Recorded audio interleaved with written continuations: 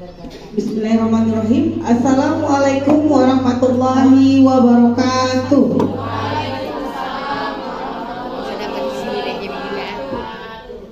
Selamat pagi, salam sejahtera bagi kita semua. Alhamdulillahirabbil wassalatu wassalamu ala asrofil anbiya'i wal mursalin wa ala alihi washabi ajma'in. Pertama-tama sudah sepantasnya kita ucapkan puji syukur kita kehadiran Allah Subhanahu wa taala, yang mana pada hari ini kita masih diberi kesehatan untuk berkumpul di ruang guru yang sangat kita cintai ini di sekolah SD 060925 dalam rangka desiminasi guru penggerak angkatan 7. Yang saya hormati Ibu Kepala Sekolah SD 060925, yang saya hormati para guru penggerak hebat angkatan calon guru penggerak angkatan 7, yang saya hormati dan saya banggakan rekan-rekan seperjuangan para guru-guru SD 060925, dan saya hormati juga adik-adik calon guru juga ya. Ini calon guru penggerak, ini calon guru yang nantinya akan sama-sama mendengarkan desiminasi dari guru penggerak angkatan 7 Kota Medan. Baiklah, tidak memperpanjang kalam, untuk mempersingkat waktu, adapun tata tertib acara kita, yang pertama adalah pembukaan dari saya sendiri, yang kedua kata sambutan dari Ibu Kepala Sekolah, yang ketiga desiminasi acara puncaknya, yaitu desiminasi guru penggerak angkatan 7, yang dalam hal ini kebetulan kita ada 3 orang yang saling berkolaborasi, yaitu Pak Nugraha, Ibu Ulfi, dan Ibu Nur Latifah. Baik, kita mulai saja acaranya. Pembukaan, saya bacakan sebuah pantun ya, boleh ya? Mari kita ke kota Mekah, destinasi indah dapat merubah perangai. Mari kita mulai acara dengan basmalah, karena destinasi akan segera dimulai. Bismillahirrahmanirrahim. Mudah-mudahan dengan dibacakannya basmalah tadi menambah berkah jalannya acara kita ini dan lancar, tidak terkendala satu apapun. Acara kedua yaitu kata sambutan dari Ibu Kepala Sekolah. Kepada Ibu kami persilakan dengan segala hormat.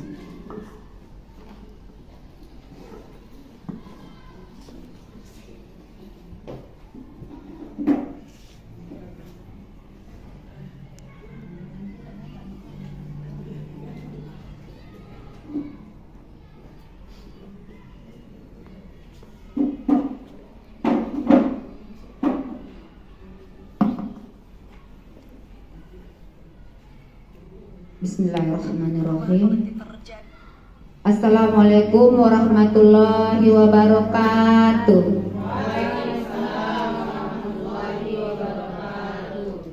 Salam sejahtera buat kita semua. Alhamdulillahirabbil alamin, yang sudah memberinya kita nikmat yang luar biasa, yaitu nikmat kesehatan, sehingga kita dapat melaksanakan kegiatan kita di hari ini. Selawat dan salam mari kita sampaikan kepada Nabi besar Muhammad sallallahu alaihi wasallam. Semoga kita nanti mendapat syafaatnya, amin ya rabbal alamin. Yang saya hormati, saya banggakan Ibu dan Bapak yang sudah berada di depan kita bersama, yaitu Pak Nugraha dan Ibu Nur Latifah, Ibu Ulfiah, yang insya Allah ini yang kita tunggu-tunggu. Dan yang saya hormati ibu yang sangat hebat, yang saya banggakan, dan calon ibu guru yang insya Allah mungkin 2 tahun ke depan ya menjadi ibu guru yang sebenarnya. Di sini saya tidak berpanjang Mukordimah. Di sini acara kita yaitu diseminasi program guru penggerak angkatan 7 yang insya Allah nanti yang disampaikan oleh guru penggerak kita ini yang sangat hebat, yaitu budaya positif ya, yang insya Allah nanti bisa kita realisasikan di kelas kita masing-masing, terutama untuk diri kita sendiri.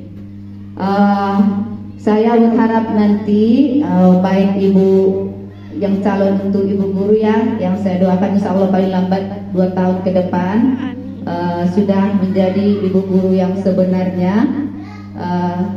Di sini nanti yang disampaikan oleh bapak dan ibu yang di depan kita ini, mari kita realisasikan di kelas nanti masing-masing ataupun di diri kita sendiri.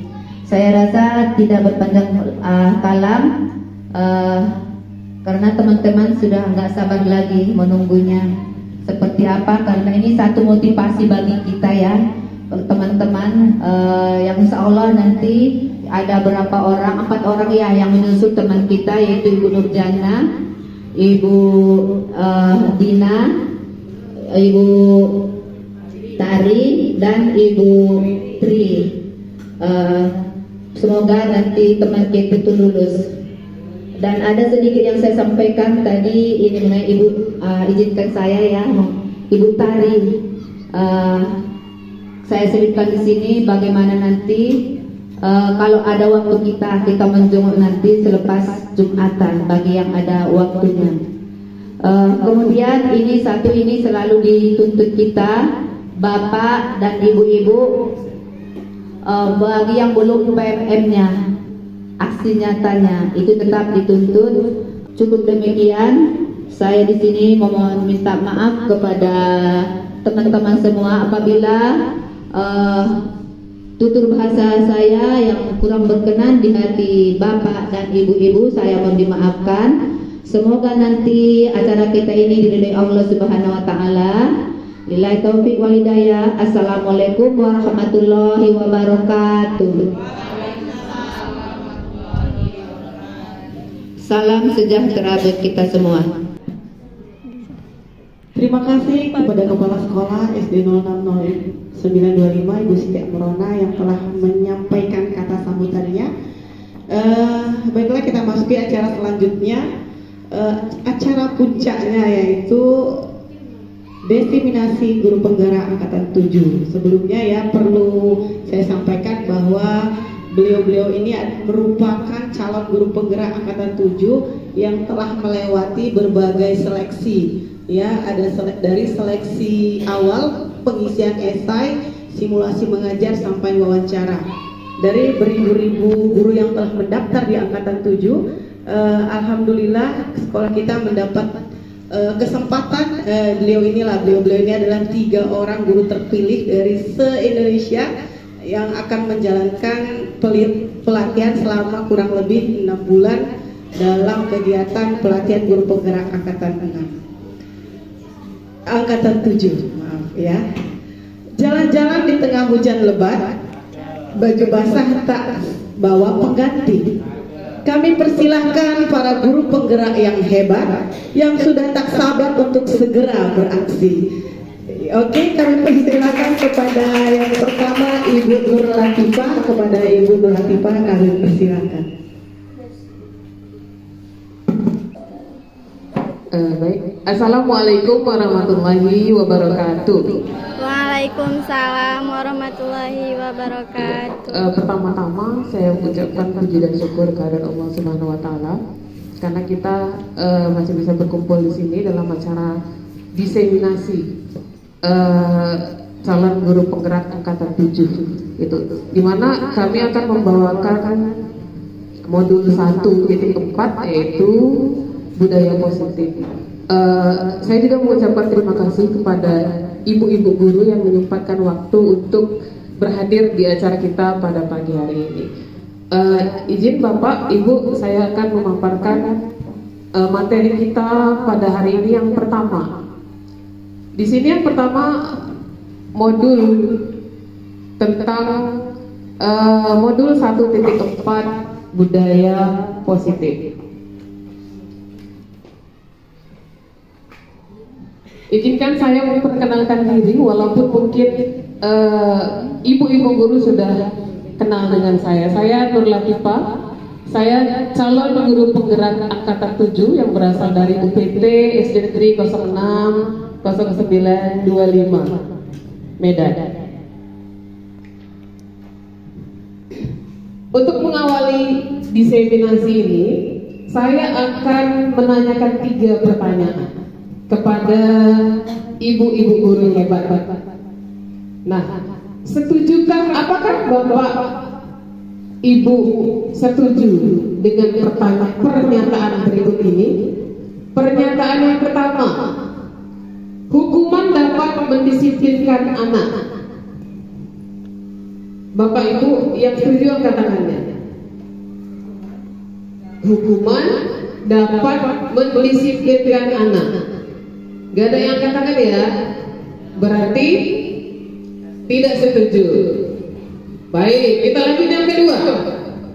Yang kedua, pemberian hukuman dengan hal positif seperti membaca atau membersihkan halaman sekolah dapat meningkatkan disiplin anak.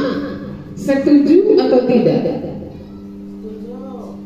Setuju atau tidak? Yang setuju angkat tangannya.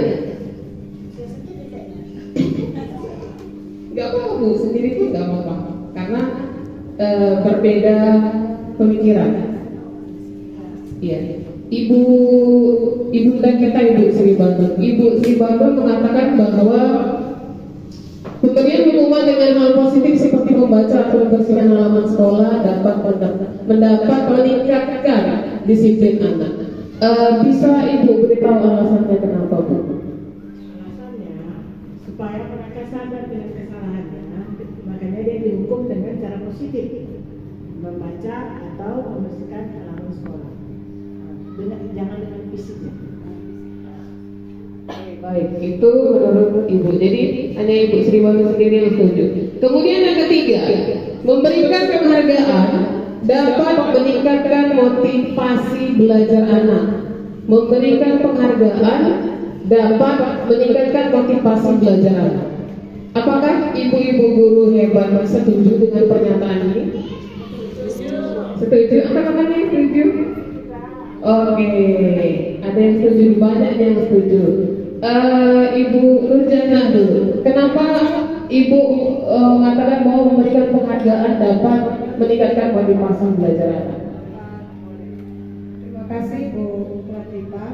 Kalau menurut saya, kenapa memberikan penghargaan dapat meningkatkan motivasi belajar anak? Menurut saya, dengan memberikan hadiah kecil berupa pujian aja, kita bilang bagus nak, itu udah menjadi menambah semangat anak. Ya, kita nggak mesti harus mengasih hadiah yang besar, tapi berupa pujian aja. Kita tarik ke diri kita sendiri lah. Kita udah capek kerja, tiba-tiba kita nggak dihargai gitu kan, hanya nggak dianggap. Rasanya kan ada hasil. Tapi kalau hanya bilang, bagus kan, makasih bagus nak, makasih anak, dia aku anak pintar, anak rajin, itu udah semangat bagi mereka. Itu menurut saya. Terima kasih. Terima kasih Ibu Nurjana. Jadi Ibu Nurjana setuju ya kalau memberikan penghargaan dapat meningkatkan motivasi belajar anak. Oke, jadi inilah materi-materi yang akan saya paparkan dari diseminasi ini. Yang pertama, kita mulai dengan sebuah permainan. Permainannya apa? Permainannya cobalah buka, di mana Anda adalah A. Tugasnya mengepalkan tangan, di mana tangan Anda seolah-olah memegang sesuatu yang berharga. Ya, Anda adalah A. Tugasnya mengepalkan tangan, yang di dalam genggaman tangan Anda adalah sesuatu yang berharga. Kemudian tugas B ini rekan Anda. Jadi nanti ibu guru hebat ini berpasangan. Ya, jadi tugas yang B adalah mencoba membuka kepala tangan Anda dengan segala cara. Ya, nanti ibu guru bisa bergantian peran. Yang awalnya A bisa menjadi B, yang awalnya bisa B bisa menjadi A. Coba Bapak Ibu guru, coba berpasangan. Mana boleh, siapapun boleh, mana yang A, mana yang B. Ayo coba berpasangan dengan teman. Teman yang satu A, teman yang satu B. Coba buka dengan segala cara apapun. Buka kedua tangan temanmu dengan segala cara apapun. Buka. Ayo buka. Coba, boleh dengan cara dipaksa, boleh dengan cara dirayu, boleh dengan cara disogok. Oh nanti bukalah dulu, nanti kasih kau ini ya, gitu ya. Dengan segala cara apapun. Iya. Jangan bergantian tuh, bergantian. Yang A yang mengepal, yang B yang membuka. Yang A mengepal, B yang membuka. Iya. Bukalah tangan teman bagaimanapun caranya. Boleh dengan rayuan, boleh dengan bujukan, boleh dengan apa lagi? Sogokan. Sudah? Kalau sudah yang pertama boleh bergantian. Yang tadi A menjadi B, yang tadi B menjadi A.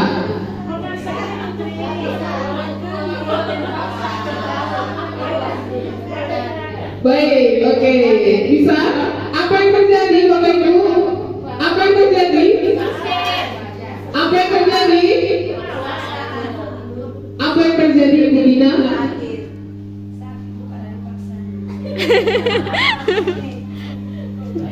Sakit Bu, karena dipaksa cara kamu. Iya Bu.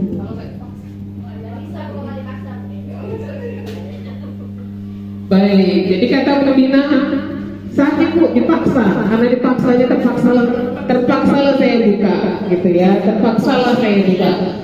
Baik, dari permainan yang kita mainkan tadi muncullah teori kontrol dari Dr. William Glasser. Apa teori yang pertama? Teori yang pertama itu guru mengontrol murid. Benar atau benar kita mengontrol murid? Iya kan? Biasanya apa yang kita kontrol dari murid? Biasanya apa? Perilaku apa? Buang sampah nak dalam tempatnya, gitu ya. Kita bilang buanglah sampah dalam tempatnya, tapi dengan cara-cara yang buanglah sampah pada tempatnya, gitu kan? Itu kan perilaku mengontrol juga itu kan? Iya kan? Kita mengontrol si murid untuk melakukan, untuk membuat sampah itu diletakkan di tempatnya. Kemudian yang kedua, ilusi bahwa semua pernyataan positif, efektif dan bermanfaat. Jadi menurut kita, yang tadi kita suruh si anak itu membuang sampah di tempatnya dengan cara-cara atau dengan bahasa yang kasar, itu adalah efektif dan bermanfaat bagi si murid. Iya kan, kita merasa bahwa iyalah buang sampah kan harus di tempatnya, walaupun dengan bahasa yang kasar, karena kan, aku sampai benar, kok didiamkan aja sih, seperti itu. Kemudian yang ketiga, ilusi bahwa kritik dan membuat orang merasa bersalah dapat membuat karakter. Kadang kita melakukan hal itu. Jangan, saya sendiri pun pernah melakukan itu. Misalnya saja, di sekolah kita dilarang jajan di depan. Ketahuanlah salah seorang murid jajan di depan. Kemudian kita panggil dan kita bilang, Adina, kenapa jajan di depan? Kamu tahu nggak? Gara-gara tindakan yang kamu lakukan, ibu bisa ditegur loh oleh kepala sekolah. Nah itu adalah salah satu membuat murid merasa bersalah di situ kan. Jadi gara-gara tindakan yang dia lakukan, si guru apa? Ditegur. Kemudian yang keempat, ilusi bahwa orang dewasa memiliki hak untuk Itu kita biasanya termengaku. Karena kita merasa dewasa, kita punya hak untuk menyuruh, untuk mengontrol mereka dengan cara apapun, dengan memaksa. Padahal apa yang kita suruh itu belum tentu disukai oleh si anak itu. Tapi kita merasa, oh udah dewasa, aku yang berkuasa, aku yang harus mengatur anak-anak di sini. Jadi ya. Kemudian di sini ada muncullah paradigma stimulus respon namanya. Kemudian diubah menjadi teori kontrol. Kalau dulu kita menyebutnya stimulus respon. Stimulus respon itu apa? Realitasnya katanya kebutuhan kita berpikir bahwa kebutuhan kita itu sama. Jadi kebutuhan ibu Dina dengan kebutuhan ibu Nada, apakah sama? Tidak sama kan, berbeda kan? Itu sebenarnya. Jadi teori kontrolnya apa? Realitasnya kebutuhan masing-masing kita itu berbeda. Kemudian kita mencoba mengubah orang-orang memiliki pandangan yang sama dengan kita. Ya kan, kita mengontrol orang lain. Misal gini, kita mau beli sesuatu gitu kan, dengan barang yang sama, tapi dengan warna yang berbeda karena si A suka warna merah, si B suka warna hijau. Jadi si A berusaha membujuk si B untuk membeli warna yang dia sukai. Warnanya aja lah. Ini kan suka, ini kan cantik ini. Warnanya aja lah. Nah itu adalah salah satu bentuk kontrol kita. Kita mencoba mengubah orang-orang memiliki pandangan yang sama dengan kita. Padahal apa?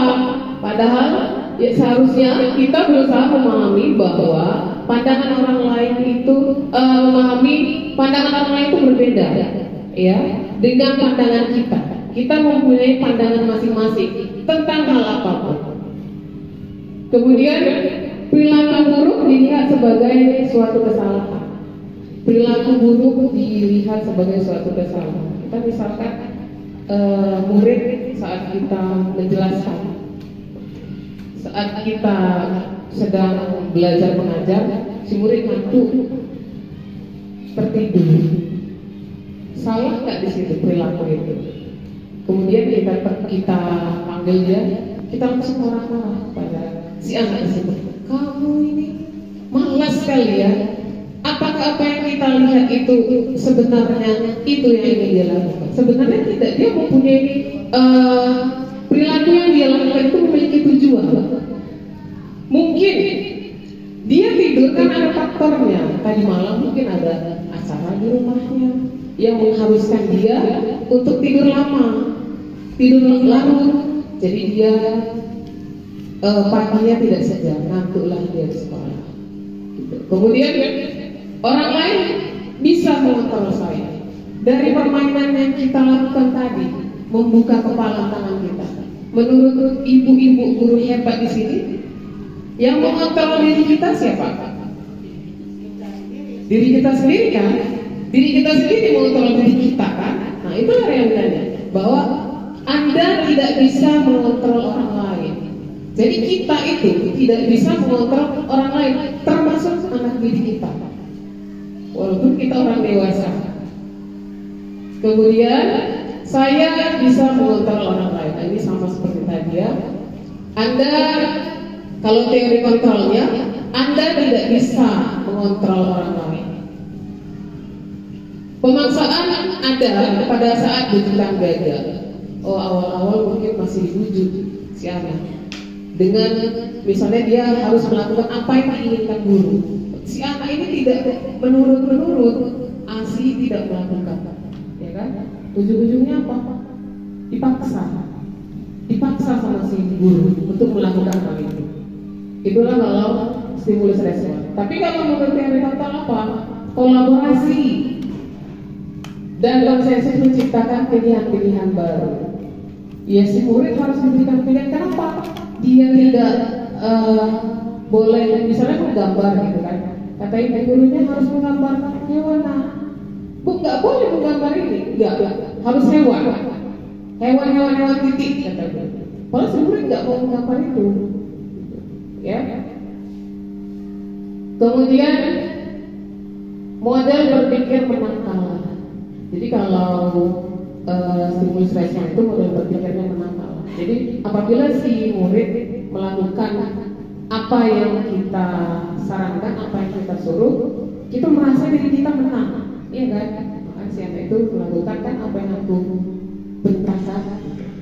Kemudian menurut stimulus respon, model berpikirnya itu menang-menang. Jadi akhirnya itu tidak ada yang kalah, tidak, dua-duanya menang. Karena biasanya dengan permasalahan yang terjadi, si murid itu tidak kalah. Kenapa tidak kalah? Karena dia menemukan solusi yang dia dapatkan dari permasalahan yang terjadi.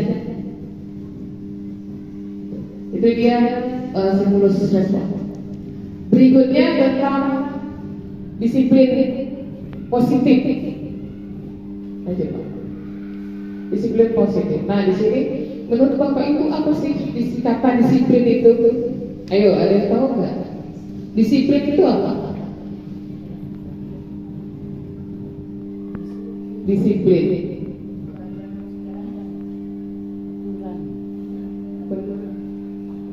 Sesuatu yang dilakukan seorang orang lain untuk mendapatkan kepatuhan. Kalau menurut saya ya, disiplin itu peraturan yang harus dijalankan. Terima kasih Bu. Jadi menurut Ibu Kepala, disiplin itu adalah peraturan yang harus dijalankan. Gitu. Nah di sini katanya, disiplin itu dimaknai menjadi sesuatu yang harus dilakukan seseorang pada orang lain untuk mendapat kepatuhan.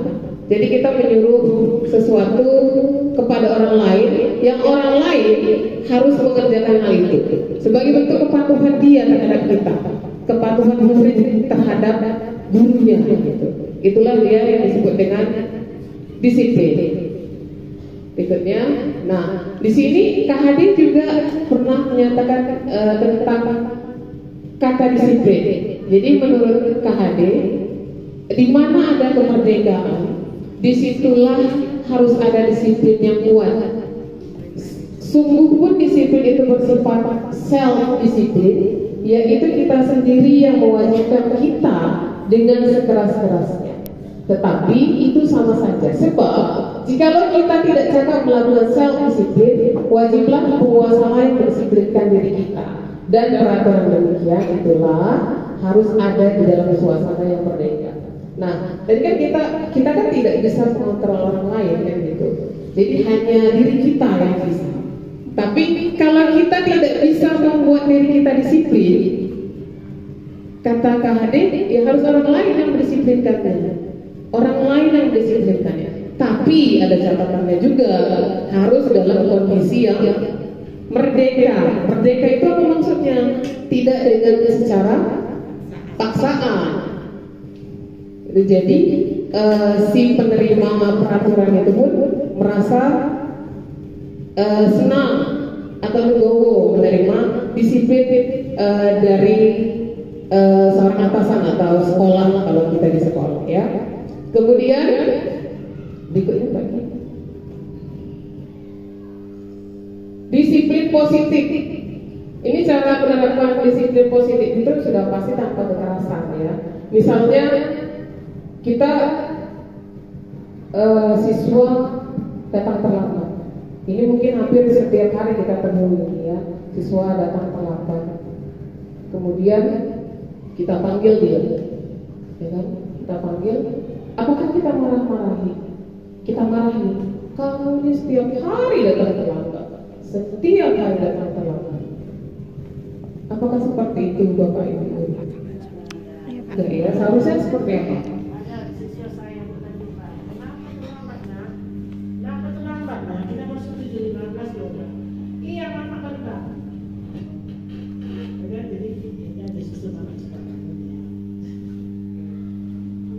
Ya, ada kejadian siswa terlambat, ditanya sama ibu kita, sama bunda kita, katanya mamanya yang lama banget. Berarti di situ ada masalah, ya kan? Ada masalah di situ. Masalah itu harus diselesaikan dengan solusi, bukan dengan kita marah-marahin. yang ujung-ujungnya dengan marah kita terlambat dia nggak teratasi ya, besok terlambat lagi. Tapi harus kita sarankan apa? Solusi dari permasalahan yang dia hadapi. Ya kalau misalnya orang tuanya terlambat bangun, berarti kita harus berkolaborasi dengan orang tuanya. Orang tuanya berarti yang harus mengatur jam tidur atau apapun kendala yang membuat si orang tua itu terlambat bangun. Kemudian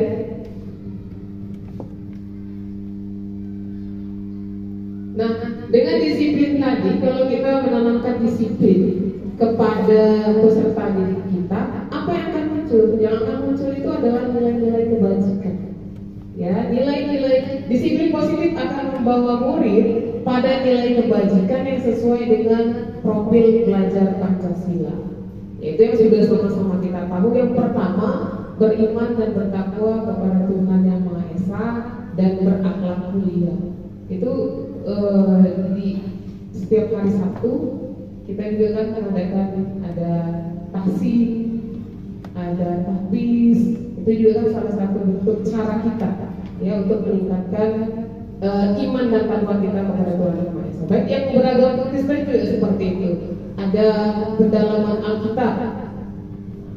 Ya, itu salah satu cara kita untuk kita beriman dan bertakwa kepada Tuhan Yang Maha Esa. Kemudian yang kedua, berkebinekaan global. Siswa kita juga sudah kemarin kita juga sudah ini ya, Pak, kemarin itu ada proyek ya kan, kita melakukan itu kan dengan tema berkebinekaan global gitu. Itu dia ya, dengan mereka juga jadi tahu apa suku mereka masing-masing, kemudian apa makanan tradisional mereka, apa pakaian adat mereka. Kemudian yang ketiga, bergotong royong. Nah ini juga sudah dilakukan. Kita juga sudah melakukannya, misalnya di Jumat bersih, ya kan? Seperti tadi yang kita lakukan, kita melakukan gotong royong, di mana kita dan murid-murid membersihkan lingkungan sekolah kita. Kemudian bisa juga melihat tempat kita yang sakit, ya kan? Seperti yang tadi dikatakan oleh ibu kita di sekolah-sekolah kita. Kita juga bergotong royong menjenguk guru apabila ada yang sakit atau gimana. Kemudian mandiri. Kita juga sudah nampak juga kan para murid juga sudah mandiri, yaitu bisa melakukan tugas-tugasnya sendiri. Misalkan tidak perlu kita ingatkan kembali untuk mengerjakan PR. Jadi kita tidak perlu share lagi di WA group kita untuk mengerjakan PR-nya. Mereka sudah tahu itu harus dikerjakan dan kapan itu dikumpul. Kemudian bernalar kritis. Nah ini terkadang kita juga sebagai guru kalau ada siswa yang nanya-nanya, itu kadang kita kadang guru merasa kesal, nanya aja pun gitu ya. Padahal itu salah satu bentuk gitu, bentuk kritis dia, rasa ingin tahu dia yang tinggi. Itu kemudian kreatif. Nah ini kreativitas peserta didik kita juga sudah terlihat di kelas saya juga sudah terlihat, di kelas ibu-ibu juga sudah terlihat. Saya lihat kemarin kita kan proyek juga ya tentang daur ulang plastik kan. Nah situ sudah terlihat kreativitas anak didik kita. Gitu. Kemudian berikutnya teori motivasi. Nah di sini ada 3 motivasi perilaku manusia menurut Ian Joseph. Yang pertama, dia untuk menghindari ketidaknyamanan atau hukuman. Jadi dia melakukan sesuatu karena takut akan hukuman. Misal, aku nggak usah jangan terlambat ke sekolah. Kenapa? Kalau terlambat nanti disetrap di depan kelas, berdiri angkat kaki 1-2 jam, pegang kuping. Nah itu, jadi si anak-anak itu takut karena itu, karena hukuman itu. Nggak terlambat lagi besok. Nah ini motivasi apa kalau yang nomor 1? X. Kemudian yang kedua, untuk mendapatkan imbalan atau penghargaan dari orang lain. ini dia. Jadi dia melakukan sesuatu itu karena ada sesuatunya. Misal gini, si guru kadang ngasih judulnya mau ngasih motivasi. Anak ibu yang bisa ngerjakan soal ke depan, ibu ada permen ini. Nanti ibu kasih permen kalau betul. Ayo siapa yang mau? Saya bu. Majulah si apa? Si anak. Ujung-ujungnya apa? Ujung-ujungnya si anak itu merasa bahwa tujuan dia melakukan sesuatu itu ya karena ada sesuatu, bukan dari dalam dirinya. Besok-besok ditanya lagi, bu, ke depan lagi bu, apa hadiahnya bu? Hari ini gak ada hadiahnya, enggak boleh, gak ada hadiahnya bu hari ini. Jadi motivasinya itu bukan dari dalam diri, motivasinya itu hadiah. Gitu. Nah ini juga motivasinya apa? Eksternal juga. Yang ketiga, untuk menjadi orang yang mereka inginkan dan menghargai diri sendiri. Ya, jadi misalkan tidak ada PR, dia sudah sadar bahwa PR, mengerjakan PR itu adalah tanggung jawab. Ya, tanggung jawab kalau ada PR dari ibu, besok itu kumpul ini harus dikerjakan malam ini. Gitu. Ya, jadi kalau yang ketiga ini motivasinya motivasi apa? Motivasi.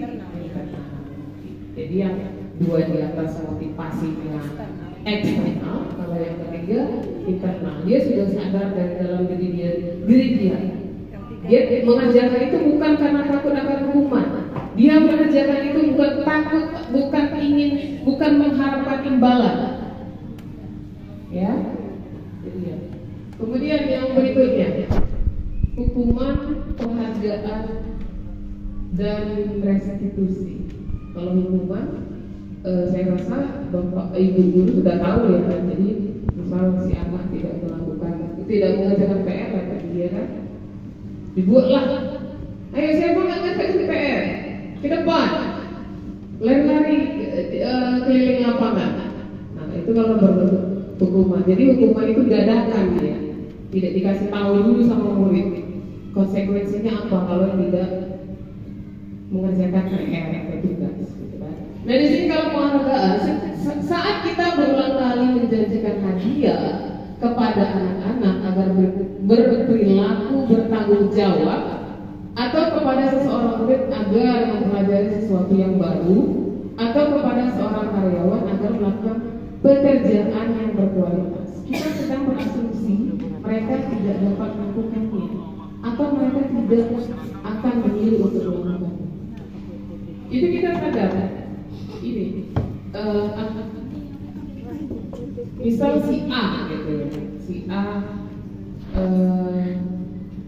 si guru ini tahu kalau si A ini memang nggak bisa, dia tidak bisa melakukan itu.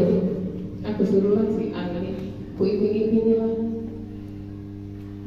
si A coba kerjakan soal ini. Kalau bisa nanti mengerjakan soal ini, ibu kasih hadiah. Malah dia tahu dia ini nggak bisa, nggak bakal bisa kerjanya. Jadi kita melakukan hal itu karena dia tahu, karena kita tahu dia tidak akan mampu melakukan itu. Ya, itu dia. Itu namanya penghargaan yang hukuman. Ya. Kemudian ini yang disebut dengan restitusi. Nah, restitusi. Ada yang sudah pernah dengar kata restitusi? Oh, restitusi benar bu, itu ingat. Ini restitusi itu adalah proses menciptakan kondisi bagi murid untuk memperbaiki kesalahan mereka sehingga mereka bisa kembali pada kelompok mereka dengan karakter yang lebih buruk. Nah, kata restitusi ini saya baru dengar di calon guru penggerak ini, Bapak Ibu. Baru ini saya dengar. Jadi apa sih restitusi itu? Nanti restitusi itu terdiri dari 3 tahap. Tahap pertama itu mendamaikan suasana dulu, mendamaikan keadaan. Jadi kalau misalnya siswa terlambat, siswa itu tahu nggak perbuatan dia itu salah? Tahu kan bu? Tahu, anak ini terlambat, dia tahu dia salah. Apakah kita boleh langsung memarah-marahinya? Di kondisi anak tahu dia bersalah, dan kita memarahi dia, apakah mentalnya nggak semakin down, siut, ya kan? Jadi apa yang seharusnya dilakukan? Mendamaikan suasana. Caranya seperti apa? Ibu, anak ibu, setiap orang pasti pernah melakukan kesalahan. Begitu juga dengan ibu pun pernah melakukan kesalahan. Itu di tahap yang pertama. Sudah? Tahap yang kedua, kita konfirmasi kesalahannya itu apa. Udah nanti. Iya, oke. Udah ya. Oke, sekarang hukuman disiplin, hukuman konsekuensi dan restitusi itu termasuk ke dalam identitas apa? Tadi kan kita bicara hukuman, tentang konsekuensi, tentang restitusi. Jadi apa sih menurut Bapak Ibu, apa sih beda hukuman dengan konsekuensi? Kita sering dengar itu ya, hukuman, konsekuensi. Apa perbedaannya? Apa beda antara hukuman dan konsekuensi? Maksud itu resiko. Resiko dari Resiko. perbuatan yang kita perbuat. Iya. Kalau nggak buat PR, resikonya ini, konsekuensinya ini juga. Nabi Muhammad. Kalau hukuman itu tadi dadakannya, Iya. tapi kalau konsekuensi itu adalah hukuman yang telah disepakati sebelumnya. Resiko dari misalnya kita makan, konsekuensinya ya kenyang gitu kan. Itulah konsekuensi.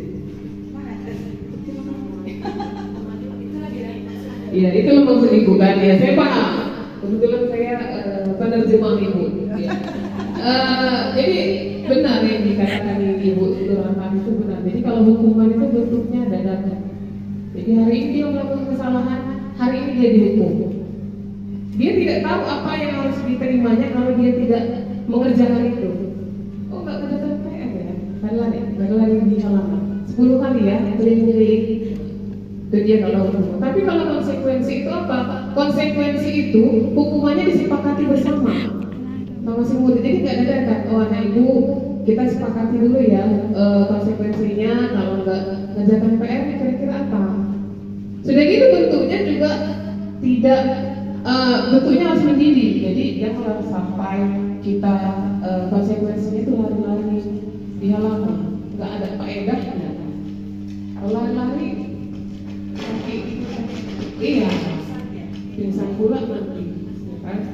Jadi ya, jadi harus kita sepakati dulu, sepakat dulu sama peserta didik kita, setuju, baru kita aplikasikan. Jadi kalau hukuman itu sesuatu yang menyakitkan harus terjadi, dia dapat hukuman ya, tersakiti semua. Terus ternyata hukuman itu termasuk ke dalam identitas gagal. Jadi kalau kita melakukan ini hal yang gagal ya.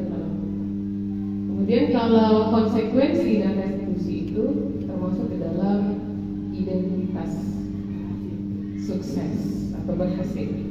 Dimana di situ ada sesuatu harus terjadi, memang terjadi juga ya kan, kalau dia mengerjakan itu kan, ya memang ada konsekuensinya juga, tapi kan bedanya ya dia sudah tahu itu yang akan dilakukannya. Kalau restitusi merupakan perintah, iya yang akan diterima untuk dilakukan. Terima kasih. Kemudian tidak nyaman untuk murid. Kalau hukuman nyaman nggak? Berdiri di depan kelas angkat kaki 1, pegang kuping 2 jam. Bisa. Nggak nyaman kan? Oke. Kemudian kalau konsekuensi tidak nyaman untuk murid untuk murid atau anak untuk jangka waktu pendek. Tidak nyaman juga, tapi kan nggak panjang. Karena kenapa? Dia tahu itu adalah konsekuensi yang harus diterima. Ya. Asal panjang. Ya. Kemudian kalau restitusi apa? Menguatkan untuk murid atau anak dalam jangka waktu yang panjang. Ya. Kemudian korban korban mendapatkan keadilan. Kalau untuk hukuman, kalau untuk konsekuensi korban korban bisa diabaikan. Kalau restitusi, korban mendapatkan ganti. Jadi terus murid atau anak adalah sesuatu. Ya. Murid dan anak dibuat tidak nyaman. Murid anak mendapatkan penguatan. Ya. Kemudian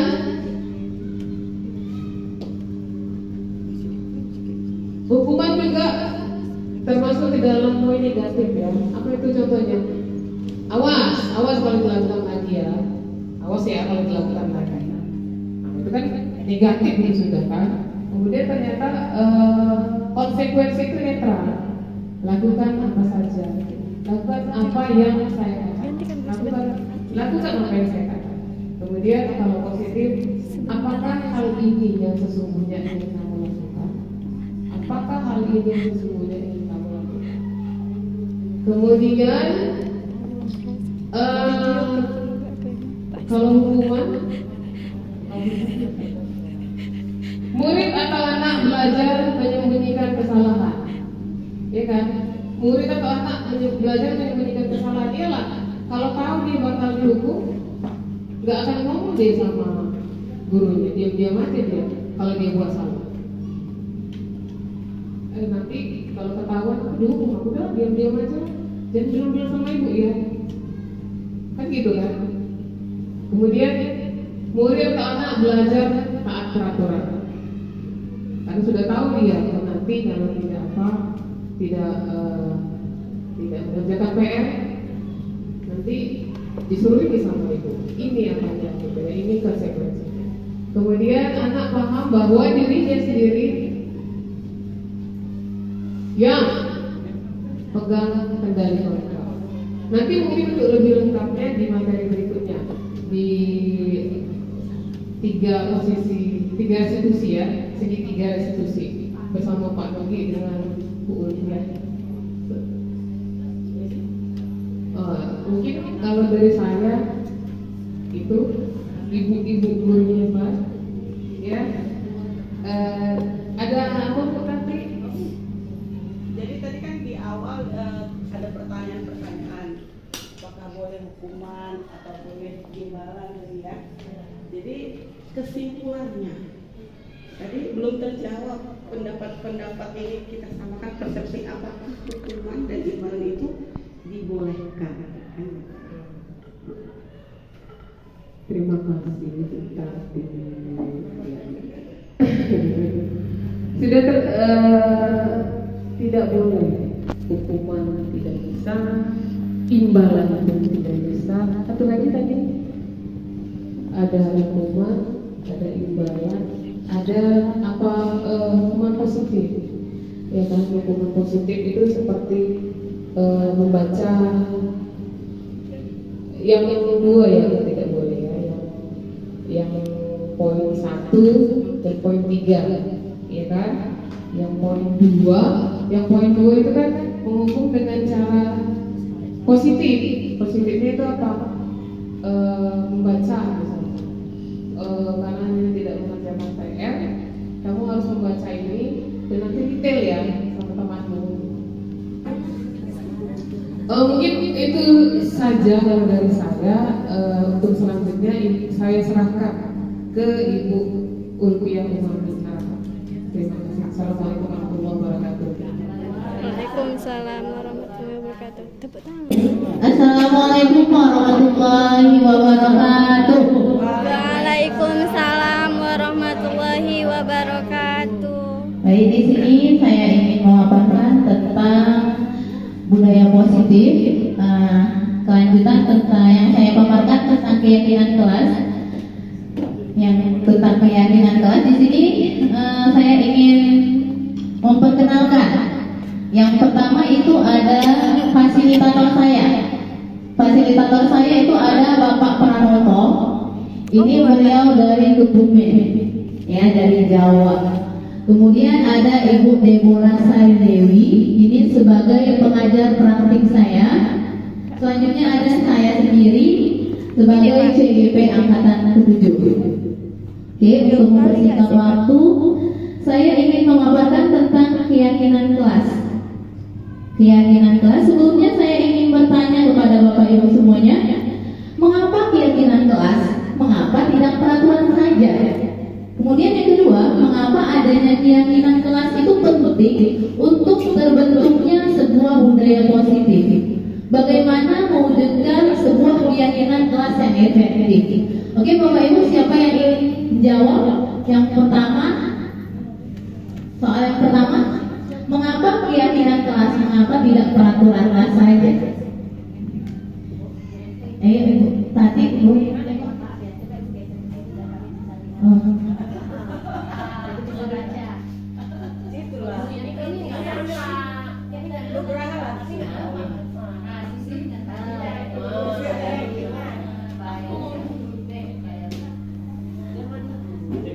Iya. Siapa Bu, Bapak Ibu yang mau jawab? Yang pertama, kedua, dan ketiga.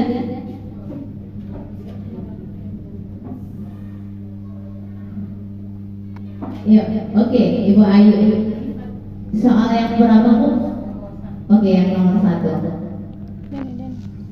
Mengapa keyakinan kelas bukan peraturan kelas saja? Nah, kalau keyakinan kelas ini dibuat bersama-sama guru dengan murid, ada kesepakatan bersama yang mengandung hal-hal positif. Nah, kalau peraturan kelas ini sudah pasti guru yang membuat aturan, jadi murid hanya mengikuti saja seperti itu.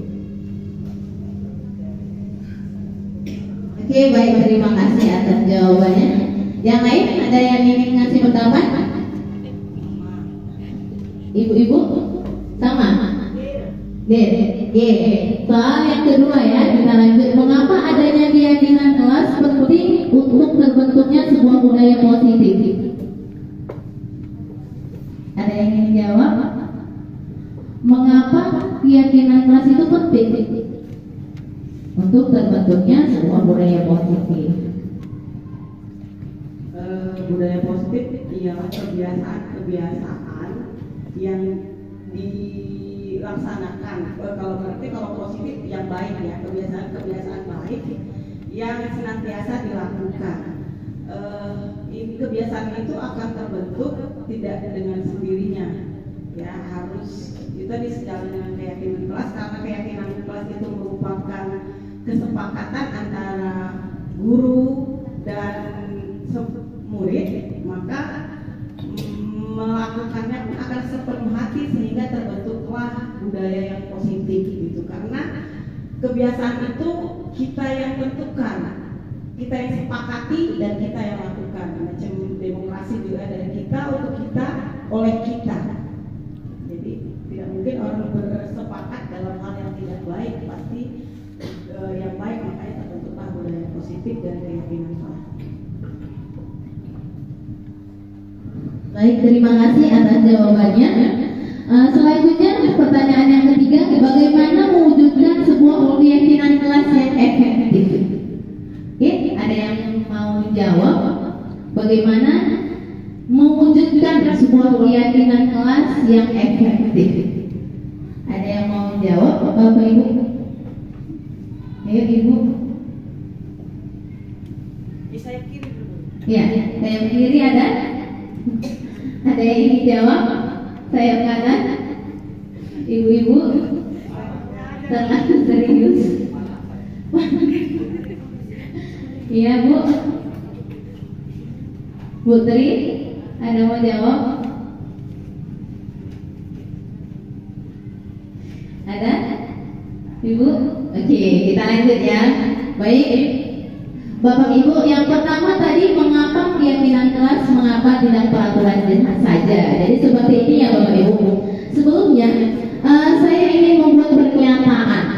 Mengapa kita memiliki peraturan tentang penggunaan helm saat mengendarai kendaraan? Itu supaya apa kita menggunakan helm? Untuk keselamatan. Selanjutnya, mengapa kita memiliki peraturan mencuci tangan dan penggunaan masker? Itu untuk apa? Untuk keselamatan dan kesehatan, gitu ya Bapak Ibu. Jadi nilai-nilai keselamatan dan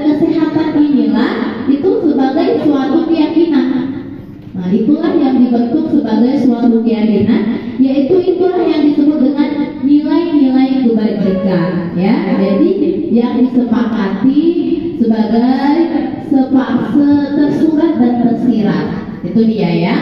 Selanjutnya, nilai-nilai kebajikan bahwa itu menekankan pada keyakinan seseorang akan lebih menekankan dari dalam.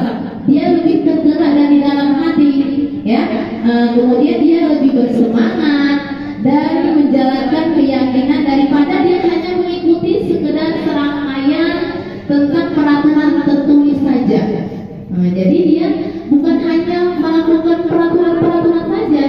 Jadi mereka itu yakin tentang apa yang akan dilakukan mereka. Selanjutnya Bapak Ibu, nilai-nilai kebajikan di balik peraturan itu, anak-anak juga harus tahu tujuannya itu apa, untuk apa. Kemudian mereka bukan sekedar untuk melaksanakannya aja, tapi harus tahu tujuannya yang mereka lakukan itu. Seperti itu Bapak Ibu ya. Selanjutnya tentang bentuk keyakinan kelas. Nah, ini dia bentuk keyakinan kelas. Yang pertama itu ada keyakinan kelas itu bersifat lebih abstrak. Nah, ini dia. Jadi sebenarnya keyakinan kelas itu seperti aturan kelas. Nah, dulunya itu namanya aturan kelas.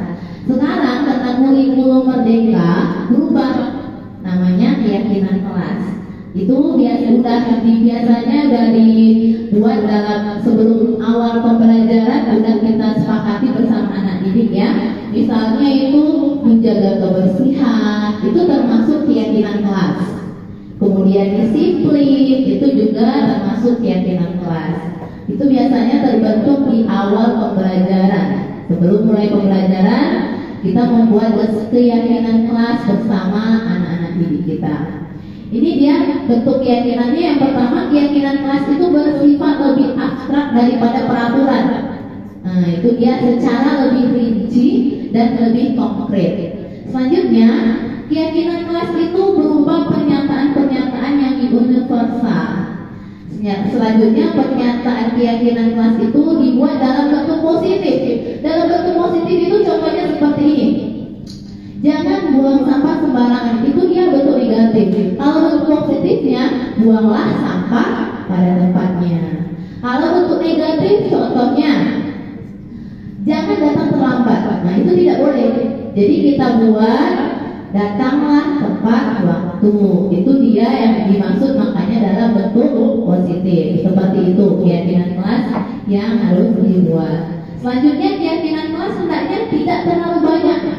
Gak usah banyak-banyak. Kenapa? Karena supaya anak-anak itu mudah mengingat. Misalnya paling banyak 5, 6 gitu. Jangan lebih dari 8 atau lebih 9 atau lebih dari, maksimal kita buat 5 saja.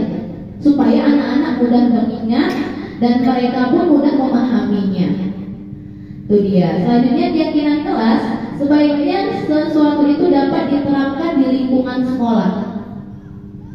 Mereka dapat melakukannya di lingkungan sekolah. Kemudian semua warga hendaknya ikut berkontribusi dalam pembuatan keyakinan kelas. Jadi keyakinan kelas ini kita buat bersama anak didik kita. Jadi jangan kita sendiri yang buat keyakinan kelas itu.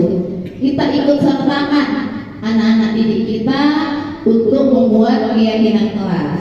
Selanjutnya, bersedia meninjau kembali keyakinan kelas dari waktu ke waktu. Ini udah benar nih. Ini udah cocok kan? Nah, jadi kita tinjau kembali seperti itu. Selanjutnya ada prosedur pembentukan keyakinan kelas. Nah, di prosedurnya yang pertama, mempersilahkan murid-murid dulu untuk bercurah pendapat. Jadi kita persilahkan anak-anak kita untuk mempercurahkan pendapat mereka. Mereka mencatat semua masukan dari murid-murid mereka kita. Jadi kita suruh murid-murid untuk mencatat apa saja keyakinan kelas yang akan kita buat di kelas kita. Nah, setelah dicatat, kemudian murid-murid menempelkan di papan tulis. Jadi kita buat nanti di kertas, kemudian mereka mencurahkan pendapatnya di kertas tersebut, kemudian mereka menempelkannya di papan tulis. Nah, jadi ditempelkan, kemudian kita susun keyakinan kelas itu, kita susun sesuai dengan prosedur pembentukan menentukan keyakinan kelas. Selanjutnya, tinjau kembali daftar curah pendapat yang sudah dicatat.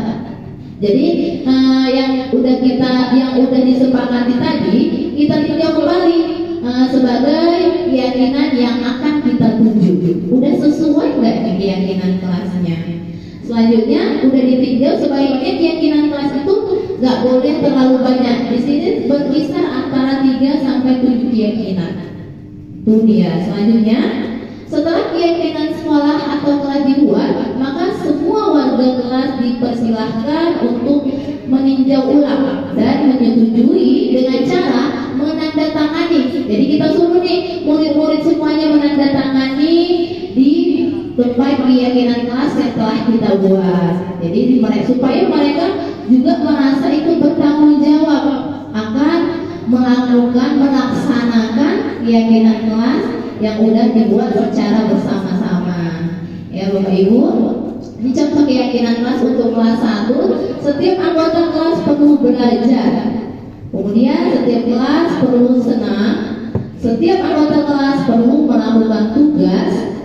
Setiap kelas perlu saling menghargai dan perlu merasa aman. Itu tentang untuk kelas 1. Untuk kelas 5, itu dia selalu bersikap positif. Yang pertama, senantiasa menjadi diri yang terbaik.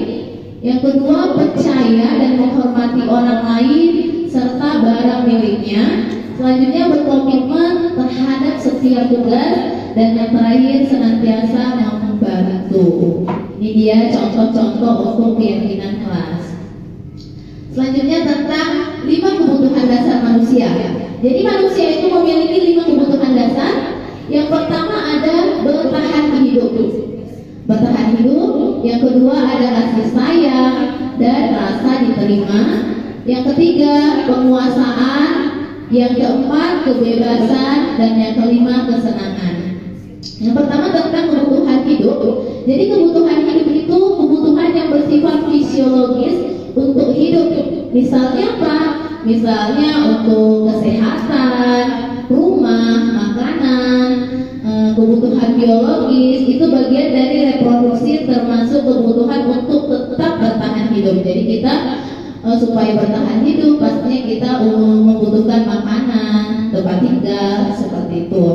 Selanjutnya ada kebutuhan untuk disayangi dan diterima. Apa itu? Jadi yang kebutuhan untuk disayangi itu meliputi kebutuhan akan hubungan dan koneksi sosial kepada peserta didik kita. Jadi kebutuhan itu untuk memberi dan menerima kasih sayang. Kebutuhan ini meliputi keinginan untuk tetap terhubung kepada orang lain. Seperti apa? Seperti kepada teman, keluarga, dan yang lainnya. Selanjutnya penguasaan. Penguasaan ini adalah kebutuhan untuk berhubungan dengan kekuatan untuk mencapai sesuatu menjadi kompeten supaya menjadi terampil, kemudian diakui atas prestasi. Kebutuhan yang meliputi keinginan untuk dianggap lebih berharga lagi. Itu dia tentang penguasaan. Selanjutnya kebebasan. Kebebasan itu adalah kebutuhan untuk bebas. Jadi untuk bebas ada kebutuhan akan kemandirian, memiliki pilihan dan mampu mengendalikan diri kepada hidup seseorang. Itu dia. Selanjutnya tentang kebutuhan akan kesenangan. Adalah kebutuhan untuk mencari kesenangan, bermain dan tertawa. Jadi seperti ini tentang kebutuhan dasar hidup manusia. Ada contohnya tentang seorang murid. Jadi seorang murid ini perlu dikasihi dan disayangi. Perlu dikasihi dan disayangi. Ada satu kemarin ada murid saya, anaknya sakit, tapi dia tetap sekolah. Saya bilang, memang mamanya bilang dia sakit nih Bu, kok sakit kok sekolah, istirahat aja di rumah. Gak mau Bu, dia gak mau, dia mau sekolah katanya. Oh, baru saya tanya, abang mau sekolah tapi abang sakit. Iya Bu, saya mau sekolah. Nah di sini kita memberikan dia kebebasan. Kita beri dia kebebasan, jadi kita nggak bisa maksa dia. Udah nak, kamu di rumah aja. Kamu di rumah aja, nggak usah sekolah. Kita nggak bisa maksa dia. Kita beri dia kebebasan. Oh, kamu mau sekolah. Jadi dia di sekolah ingin menguasai materi, ingin berteman dengan teman-temannya. Nah, jadi di situ kita beri dia kebebasan, kemudian kita beri dia penguasaan seperti itu. Kemudian kita juga beri kebebasan contoh lainnya untuk anak-anak didik kita tentang literasi. Jadi bukan hanya membaca di kelas saja, kita beri kebebasan. Contoh misalnya anak kelas 6 kemarin, kita beri dia kebebasan untuk mereka berkunjung ke pusda. Jadi bukan hanya di sekolah saja, mereka bisa ke perpustakaan daerah untuk mencari referensi-referensi yang lain. Jadi kita juga memberi kebebasan kepada peserta didik kita untuk mereka lebih memberikan bakat mereka lagi. Jadi mereka nampak bakat mereka di mana, apa berbakatnya itu membaca seperti itu. Kemudian kesenangan. Jadi kalau ada anak-anak didik kita yang mereka lebih senang di kelas, nggak usah dimarahi.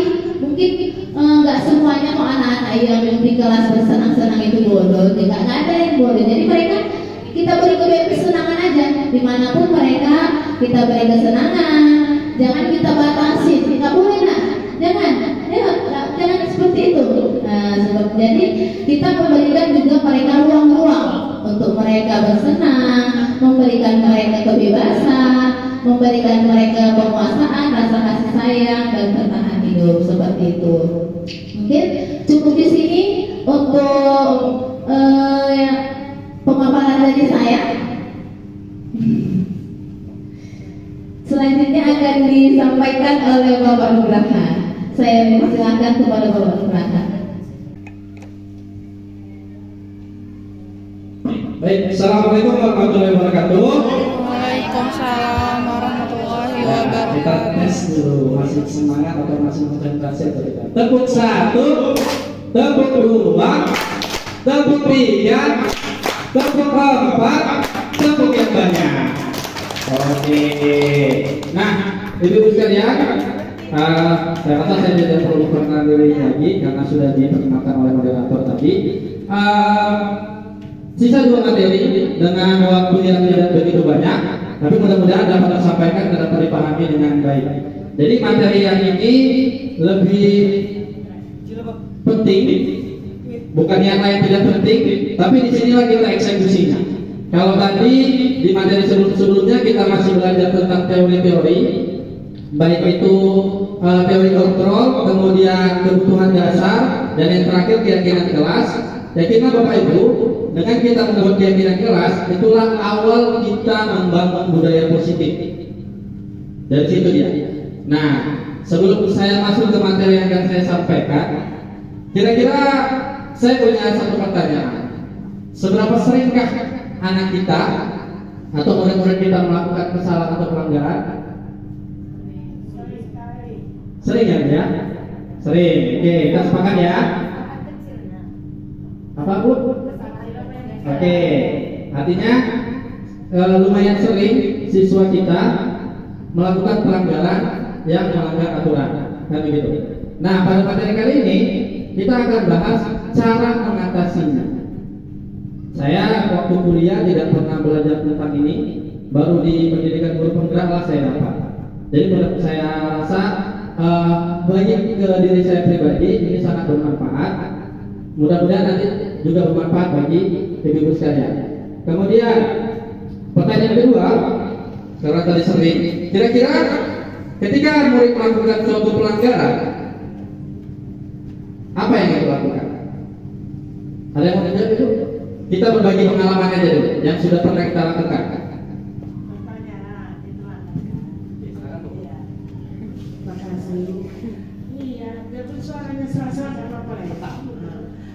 Kalau ada satu siswa kita melanggar peraturan, kesalahan lah ya.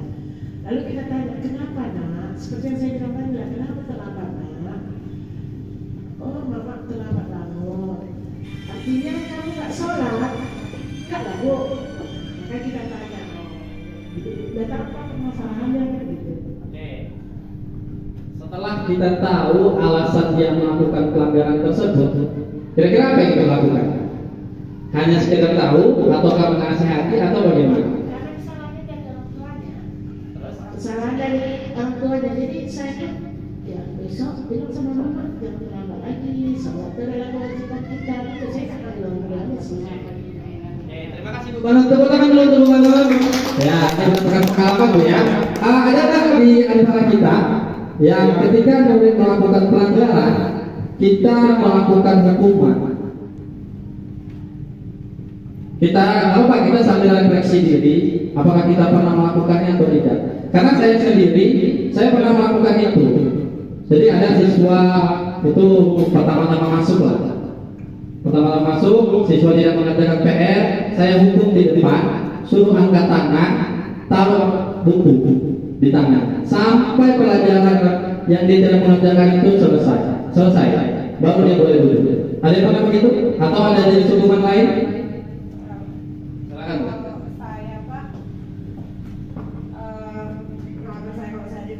Siswa ini udah bolak-balik, dia juga siswa yang tidak mengerjakan PR, kita juga udah kabarin orang tuanya bahwa anaknya yang tidak buat PR, terulang lagi. Nah saya lakukan, siswa itu saya suruh mengerjakan PR itu, pelajaran teman-teman yang lain, teman-temannya pelajaran yang lain, tapi saya suruh dia menyelesaikan PR-nya itu duduk di depan di lantai, menyelesaikan tugasnya. Itu Pak. Biar anak itu mengerjakan tugasnya. Terima kasih. Jadi kalau kita kembalikan ke hukuman atau konsekuensi, Ibu Jana sudah melakukan kesepakatan belum? Ketika Ibu Jana meminta siswa untuk duduk mengerjakan di lantai. Saat itu Pak. Udah ada kesepakatan sebelumnya? Belum ya. Berarti itu kalau memang belum ada kesepakatan, kita sepakat bahwa itu adalah konsekuensi hukuman, ya kan? Nah, jadi pada materi kali ini kita akan menggali itu. Apa sih yang perlu dilakukan? Tapi sebelum kita tahu apa yang perlu dilakukan, kita harus mengerti kita sebagai guru ada di posisi apa. Nah ini tujuan pembelajaran khusus materi yang akan saya bawakan. Mungkin bisa dibaca masing-masing. Jadi intinya nanti Bapak dan Ibu akan tahu 5 posisi kontrol diri sebagai guru, dan Ibu akan tahu teori tentang segitiga retribusi. Kemudian harapannya nanti bisa diterapkan. Nah, menurut Dian Yosen, setelah melakukan penelitian dan berdasarkan teori kontrol dari Dr. William Blaise tadi, beliau menyimpulkan ada 5 posisi guru, 5 posisi kontrol guru. Yang pertama ada sebagai penghukum, nanti akan dijelaskan satu persatu. Yang kedua sebagai pembuat rasa bersalah. Yang ketiga sebagai teman. Yang keempat sebagai pemantau, dan yang terakhir sebagai manajer. Ini yang biasanya dilakukan guru. Kalau kita lihat gambarnya sudah mulai tergambar ya, kira-kira sebagai penghukum itu apa yang akan dilakukan, sebagai pembuat merasa bersalah apa yang akan dilakukan guru, kan begitu. Oke, untuk lebih jelas kita akan bahas satu persatu. Kalau yang tadi Bujana, kira-kira tadi di posisi mana itu? Di antara 5 posisi ini? Penghukum, pembuat rasa bersalah, teman, pemantau atau manajer. Tadi yang disuruh siswanya untuk di lantai mengerjakan tugas. Berarti Ibu pada saat itu Ibu berada di posisi penghukum, gitu ya. Kalau Bu Banu tadi kira-kira posisi mana Bu? Apakah Ibu di penghukum? Tentu tidak, karena Ibu tidak belum dengar. Membuat rasa bersalah? Tidak ya, tidak ada pertanyaan atau kalimat tanya yang membuat siswa merasa bersalah. Di teman? Oke, di pemantau mungkin lebih tepat. Tapi nanti kita akan lebih tahu tempatnya di pemantau, di teman, atau bahkan di manajer. Yang jelas kedua ini dia tidak penghukum dan pembuat rasa bersalah tidak. Masih mau lanjut? Oke. Nah, saya akan sampaikan sekilas tentang posisi kontrol guru yang bagian penghukum. Nah, jadi biasanya posisi guru itu yang dikatakan dia sebagai penghukum, dia menggunakan hukuman fisik atau verbal. Kalau saya tadi yang saya contohkan di zaman waktu jahiliyah dulu yang membuat anak mengangkat tangan, berarti itu merupakan hukuman fisik, kan gitu. Kalau yang verbal, yang jelas kata-kata kasar yang bisa menyakiti siswa. Nah, orang yang menjalankan posisi penghukum senantiasa mengatakan bahwa sekolah memerlukan sistem atau alat yang dapat lebih menekan murid-murid dari dalam lagi. Jadi semua masalah kalau kita di posisi kontrol ini solusinya cuma satu, dihukum. Nah, biasanya guru akan berkata apa? Patuhi aturan saya atau awas. Ada contoh lainnya, kamu selalu aja salah. Capek bapak ya bapak. Tapi bisa merubah. Begitu. Nah, guru yang seperti ini senantiasa percaya bahwa hanya ada satu cara agar pembelajaran berhasil, yaitu dengan caranya sendiri, dengan cara menghukum. Oke. Kemudian ciri-ciri guru yang berada pada posisi penghukum, nada suaranya tinggi, bukan nada adil ya. Kemudian bahasa tubuhnya, matanya melotot, jarinya menunjuk. Itu ciri-ciri guru yang berada pada posisi penghukum. Kemudian yang kedua, poinnya contohnya, terlambat lagi, selalu terlambat. Kapan kamu bisa datang tepat waktu? Nah, ini biasanya banyak orang kita nih. Mudah-mudahan di sekolah kita tidak ada ya penghukum ini. Dengan kata-kata saja, anak sudah merasa tersakiti. Kalau kira-kira yang di posisi murid yang saat itu terlambat dan gurunya berkata seperti ini, apa yang dirasakan? Boleh ada yang memberikan pendapat? Posisikan ibu sebagai murid terlambat terus dibilang seperti ini. Sedih ya, kecewa, kan gitu. Jadi biasanya, nah kemungkinan murid akan menjadi marah dan dendam kepada guru tersebut. Bisa jadi murid tersebut nanti ketika disuruh masuk kerjanya nyoret-nyoret. Kalau gurunya capek menjelaskan, dia nyoret-nyoret. Kenapa? Karena masih ada dendam dalam dirinya. Sakit hatinya karena disampaikan kata-kata yang menurut dia cukup kasar. Nah, jadi kita terkadang jangan merasa anak itu nyoret-nyoret karena dia nggak belajar. Ini kan sumbernya berarti dari kita. Karena kita sudah mulai memberikan kata-kata kasar ke dia menjadi dendam. Makanya dia mencoret-coret pada saat kita menjelaskan. Walaupun tidak semuanya yang seperti itu. Ya, yang jelas dia berada di kelas tidak dalam posisi nyaman. Kemudian yang kedua, nah, pembuat rasa bersalah. Nah, itu gurunya suaranya lebih lembut, nyindir istilahnya. Nyindir. Pembuat rasa bersalah akan menggunakan keheningan yang membuat orang lain tidak merasa nyaman. Ibu sangat kecewa sama Aminah. Tadi juga disampaikan juga oleh beberapa pipa. Jangan jajan, kasihan kamu sama bapak. Kamu ketahuan jajan mau kepala sekolah, bapak yang dipanggil kepala sekolah. Tega kamu bapak dihukum kepala sekolah. Lalu apa yang akan dirasakan, apa ciri-cirinya? Nah, ada suaranya menolak, sedih, minta kasihan, supaya orang atau murid yang tadi dikatakan begitu dia merasa bersalah. Kemudian bahasa tubuh merampas pada anak, lesu. Ya, namanya juga supaya anak tersebut merasa bersalah. Jadi lembut dia. Nah, kemudian kita lihat, ini contohnya. Kamu ini bagaimana? Kamu sudah janji loh sama ibu tidak akan terlambat lagi kan? Kamu kenapa sering mengecewakan ibu? Ibu benar-benar kecewa sama kamu. Lalu kira-kira bagaimana perasaan muridnya? Sedih, dia merasakan kesedihan yang ditularkan oleh gurunya. Dia akan merasa bersalah. Nah, inilah yang akan menjadi, kalau tadi di materi sebelumnya akan menjadi identitas gagal. Murid yang merasa kecewa, dia akan merasa bahwa dirinya gagal, telah mengecewakan orang lain.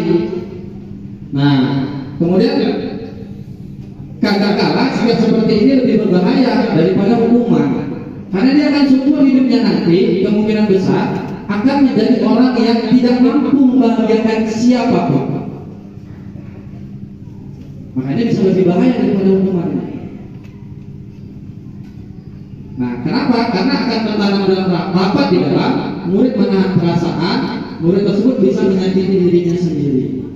Jadi dia nggak bergunanya aku, karena aku udah mengecewakan bapak dan ibu guruku, kan begitu. Kita lanjut ke posisi yang ketiga. Nah, ini sebagai teman. Jadi ini kalau dari mahasiswa tahu juga kita berada di posisi mana, tidak terlalu rapat. Nanti kita akan coba simpulkan posisi mana yang terbaik di antara kelima ini. Gitu. Pada posisi teman, guru tidak akan menyakiti murid. Ini biasanya sering nih dari mahasiswa terutama. Saya juga pernah jadi mahasiswa, jadi berusaha menjadi teman mereka, berusaha untuk mengontrol, kemudian posisi teman pada guru bisa menjadi positif atau negatif. Positifnya apa? Hubungan baik yang terjadi antara guru dan murid. Guru di posisi teman menggunakan hubungan baik dan humor untuk mempengaruhi seseorang. Biasanya gurunya akan berkata, ayo bantulah demi ibu ya. Beda dengan yang tadi, kecewa. Kalau ini kan namanya teman. Kita kan demi teman, apa mau kita lakukan. Kemudian ya sudah, tidak apa-apa. Nanti biar bapak yang bereskan. Nah, hal negatifnya, guru tidak dapat membantu murid ketika mereka kecewa terhadap guru tersebut. Namanya juga posisi teman ini kan.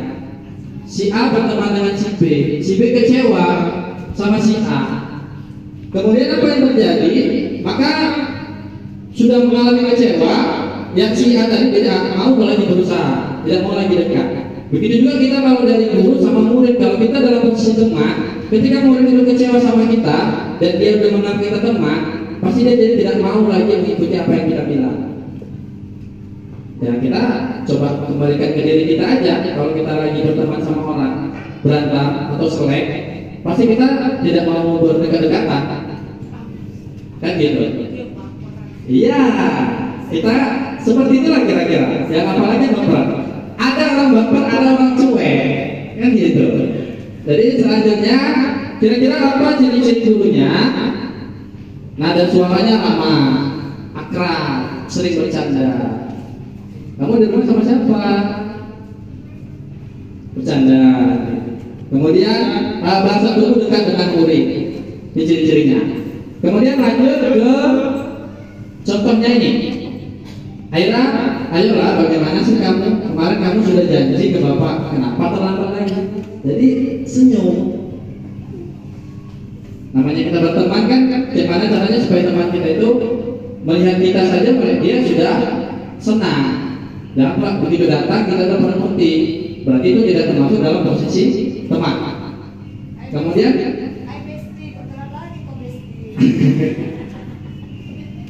ada, itulah namanya bercanda. Itulah dari ciri guru yang bercanda. Panggilannya sedikit dirubah supaya si anak tadi tidak merasa kesalahan yang dilakukannya itu berupa bisa diperbaiki, ada solusinya. Kemudian maka perasaan murid bila ditegur dengan cara ini, murid akan merasa senang.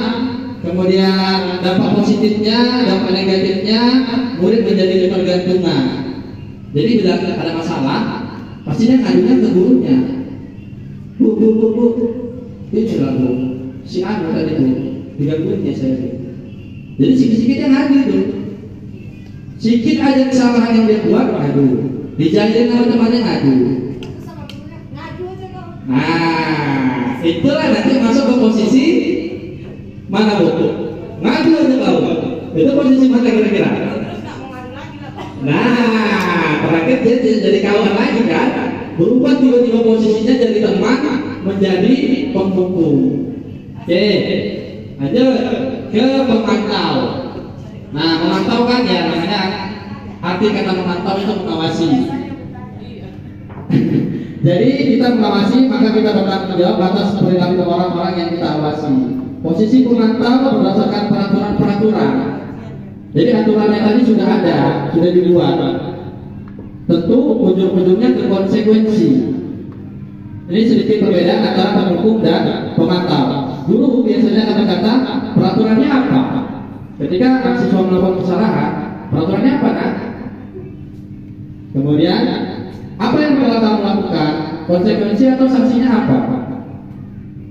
Seorang murid menjatuhkan tempat minum temannya yang satu lagi jatuh, sementara kita sudah menyepakati bahwa konsekuensinya adalah harus mengelap dan menggantikan mengisi ulang air yang berpadanya. Tanpa disuruh, karena sudah disepakati, si murid langsung melakukannya. Inilah konsekuensi. Jadi memang sudah kita sepakati, sudah kita gali lebih dalam sehingga murid bisa langsung bergerak tanpa ditanya oleh gurunya. Kalau lupa ya biasa kita harus mengingatkannya. Nah, seorang pemantau sangat mengandalkan perhitungan, catatan, data yang dapat digunakan sebagai bukti perilaku seseorang. Posisinya akan menggunakan stiker, slip, catatan. Posisi pemantau menunjukkan tanggung jawab guru dalam mengontrol murid. Jadi kalau yang sering-sering nempel-nempel bintang-bintang itu gimana? Gimana pendapat? Guru-guru yang sering memberikan bintang, tempel atas namanya, bisa hafalkan kali 3, tempel. Ya, berarti kan bisa kita masukkan ke posisi pemantau. Gitu. Untuk posisi terakhir, ini ada contohnya. Sebelum kita ke posisi terakhir ada contohnya. Adi, tahukah kamu ada berapa kita mulai? Tahu Pak? Kamu terlambat 15 menit. Apakah kamu tahu konsekuensinya?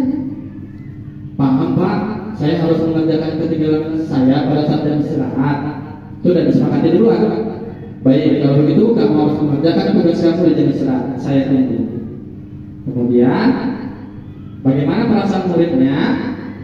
Murid memahami konsekuensinya, dia sudah paham itu, makanya langsung dia lakukan.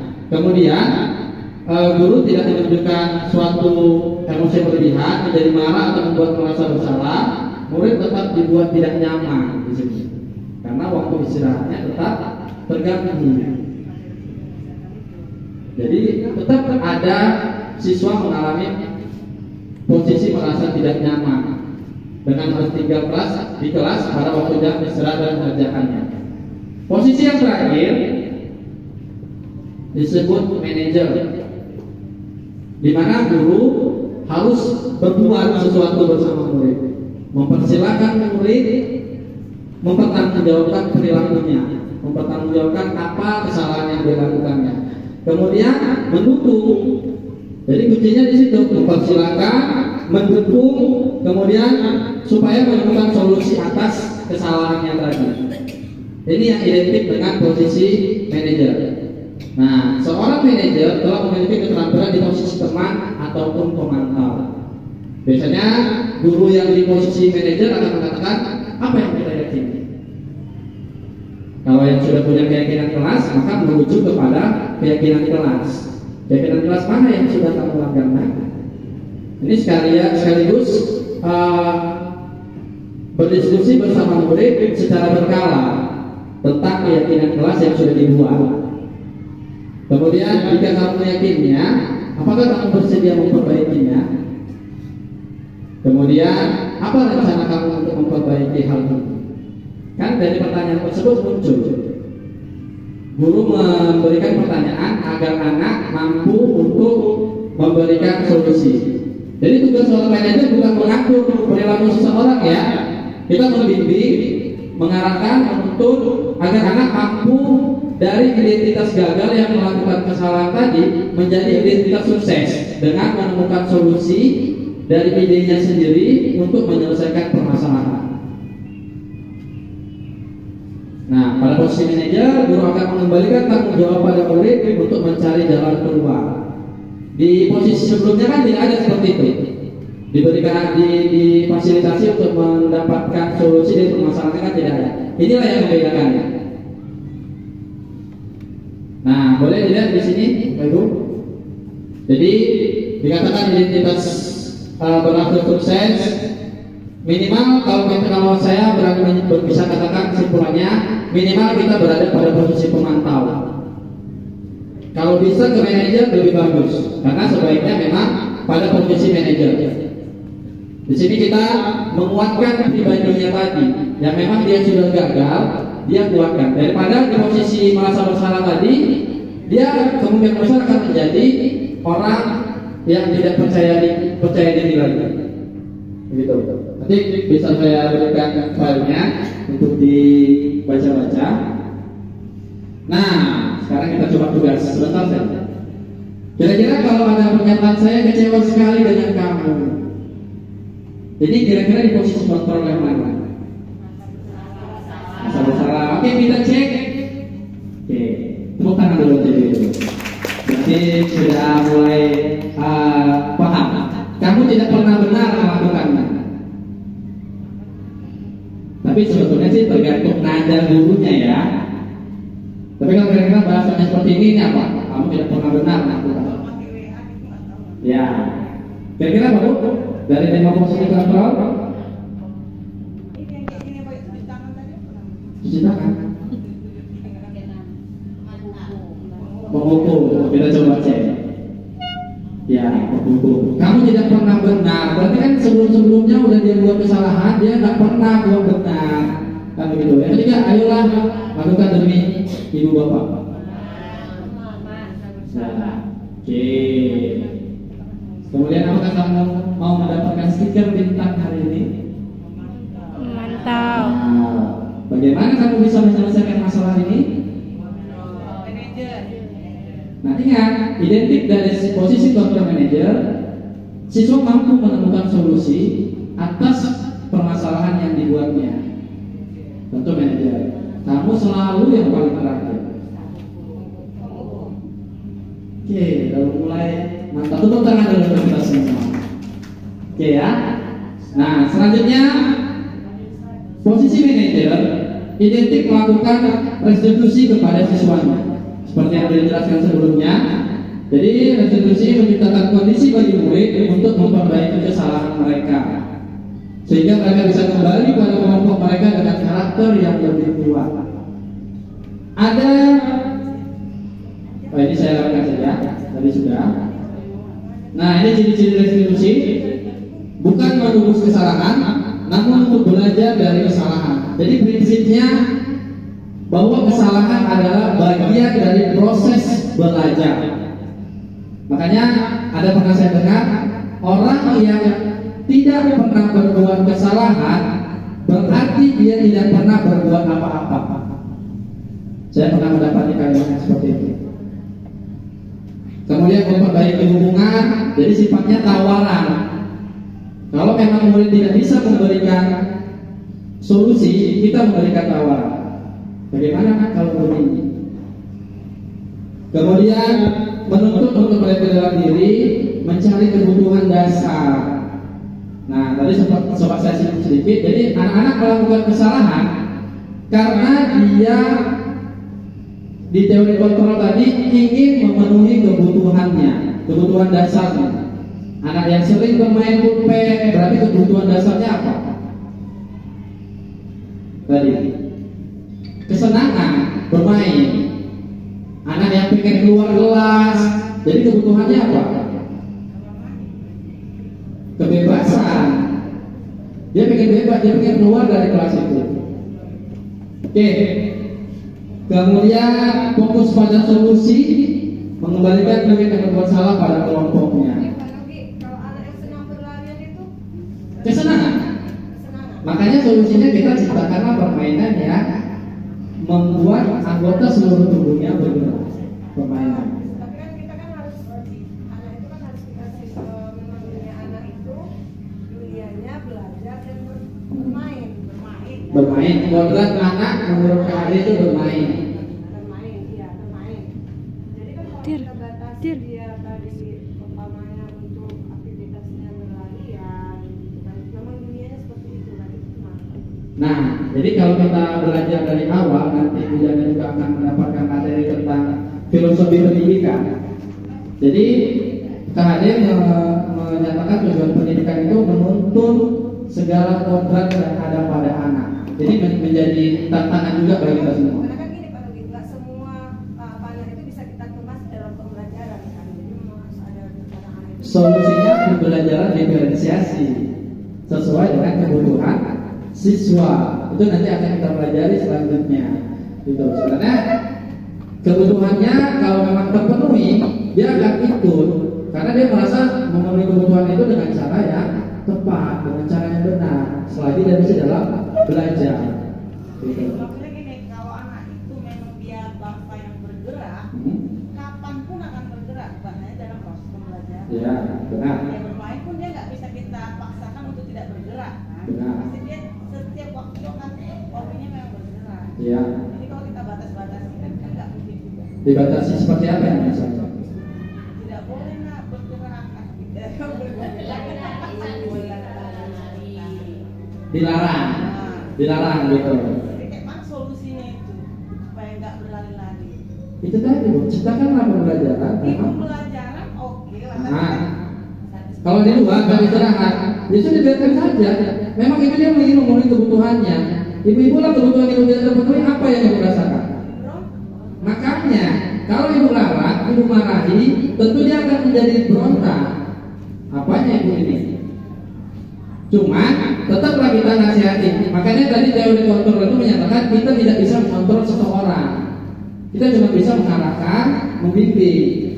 Kita cuma bisa, nah, tapi jangan pakai kata negatif, jangan pakai kata jangan. Nah, nanti kalau lari-lari, kamu akan jatuh, kakimu akan luka. Mau seperti itu? Biar dia memproses pernyataan kita itu, sehingga dia sadar bahwa lari-lari akan, mungkin dia bisa berlari-lari dalam tidak terlalu mengganggu orang. Ya, itu kira-kira. Oke, lanjut. Waktunya juga habis.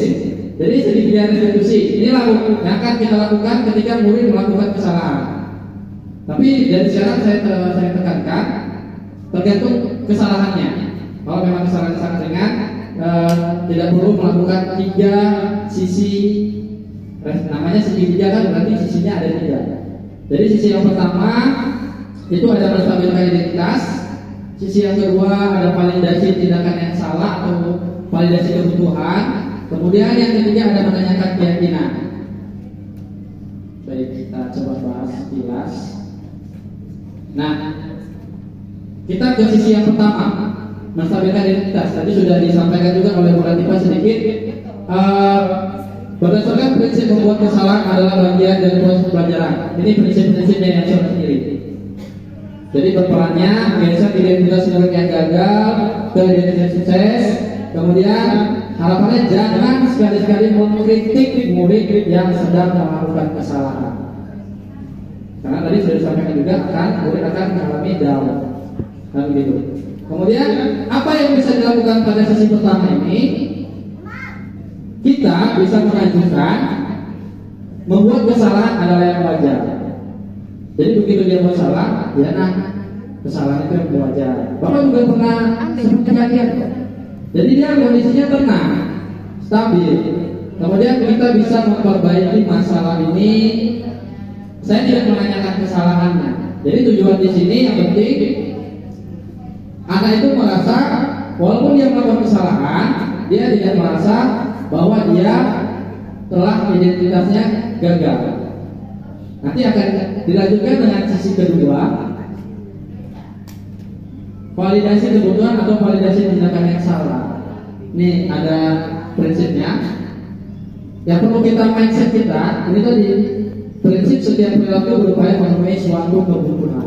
Makanya dari stimulus respon tadi, harapannya setelah ini kita bergeser paradigma kita menjadi teori kontrol. Dari yang kita bisa mengontrol murid, ternyata teori kontrol kita tidak bisa mengontrol murid. Dari yang kita bisa memaksa, di teori kontrol kita tidak bisa memaksa. Ini yang paling perlu kita buat. Kemudian pertanyaan seperti apa saja, kamu bisa saja bertindak gegabah pada hari ini. Kemudian kamu bukan melakukannya. Jadi kita cari alasan dia melakukan itu apa. Kemudian kamu melakukannya karena mempertahankan sesuatu yang penting bagimu. Di sisi terakhir, kemudian sisinya yaitu menanyakan keyakinan. Nanti saya akan tampilkan video sebentar, kurang lebih 2 menit, biar lebih paham bagaimana penerapannya.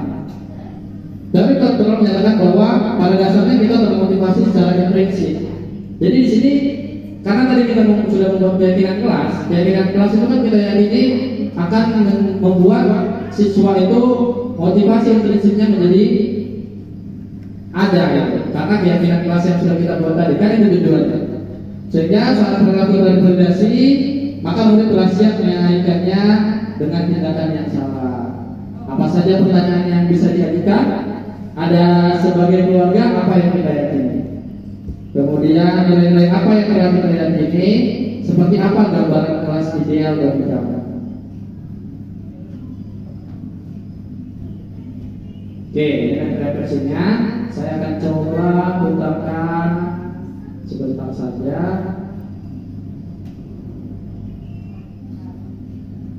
Sebenarnya waktu modul ini kami juga sudah praktik untuk menerapkan segi 3 restitusi. Dari kami masing-masing sudah ada. Tapi coba saya ambil video yang saya rasa cukup jelas dan kita akan lebih memahami dari teori-teori yang saya sampaikan tadi.